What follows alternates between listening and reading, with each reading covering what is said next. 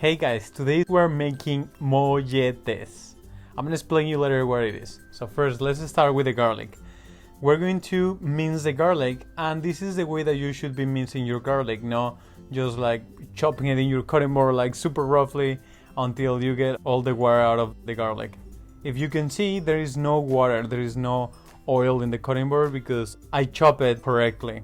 The same with the onion, and the onion naturally will release more water than just the garlic, but not as much as if you just chop it. We're also chopping the serrano pepper, and we're going to cook everything in a pot. I would say it's like a medium pot.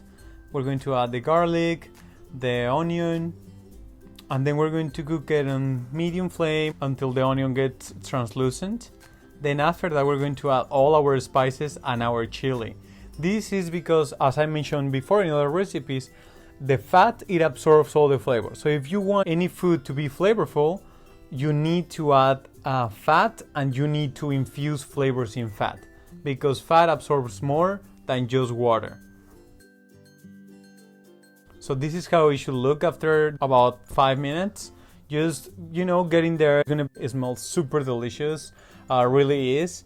And then after that, you're going to add all the beans. All the beans are going to be in, usually without a lot of broth, but if they have a little bit of broth, that's fine too. It's going to evaporate anyways.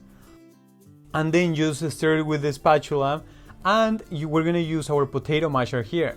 This is amazing. If you realize, I love the potato masher because I use it for a lot of things.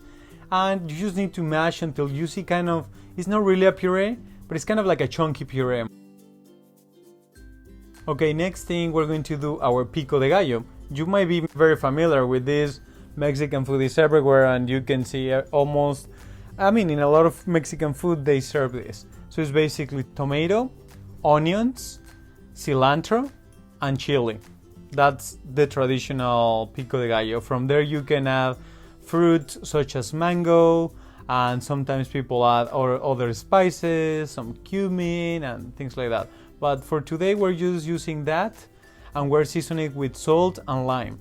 Now, these are the beans been cooking, and you can see now they're getting a little bit thick, and they look glossy. It's because of the fat, and they're gonna be delicious, I promise. Okay, so now we're just going to combine the onion with the tomatoes. I'm about to chop some cilantro stems, because the actual leaves, I'm gonna mix it in just by themselves. Because sometimes the stem is not really pleasant, so I decided to chop it really finely because it has a lot of flavor. Don't throw it out because it is super flavorful, I'm telling you. Then we're going to season with lime.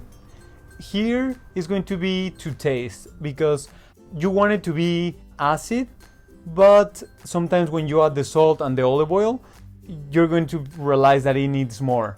But you need to taste it, you need to taste and see like, it needs a little more salt. Oh no, actually, I'm gonna add a little bit more lime. Just remember, tasting. This is how you're going to get better and better and better. Look, I tasted it and I was like, no, it needs more lime because of the salt. So I added more, and now it's perfect. Okay, we're going to do the kale now in chiffonade. Remember this? I'm sure you do. Rolling it up, yes, stacking them up and then rolling them up, and then we're going to run our knife through it to make super fine strips.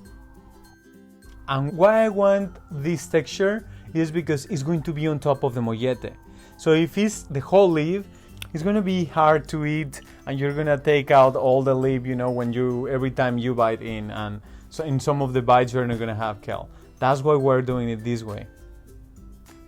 Okay, I season it with oil, lime juice, and salt. Very simple. Now we're going to do our bread. I love to do my bread in the grill. Really, it adds a lot of flavor. So you just put a little bit of oil on top, and then heat your grill on high heat. And then just place it in there. Use your hands. If you want to use your hands, use our spatula, like I'm doing right now.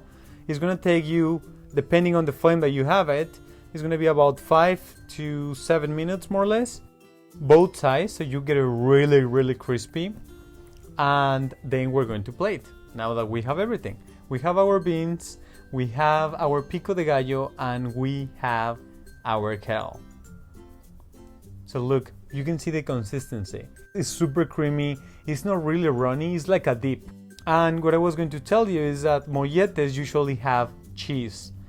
These are a super delicious breakfast, traditional breakfast in Mexican families. And what we do is just we put the cheese on top of the beans, and then we put it under the broiler so it just melts. And then we top it with the pico de gallo, like I'm doing right now. We don't do kale because we do other things, but not greens, because we are that healthy. But this time we're doing kale because it is super delicious and it is super good.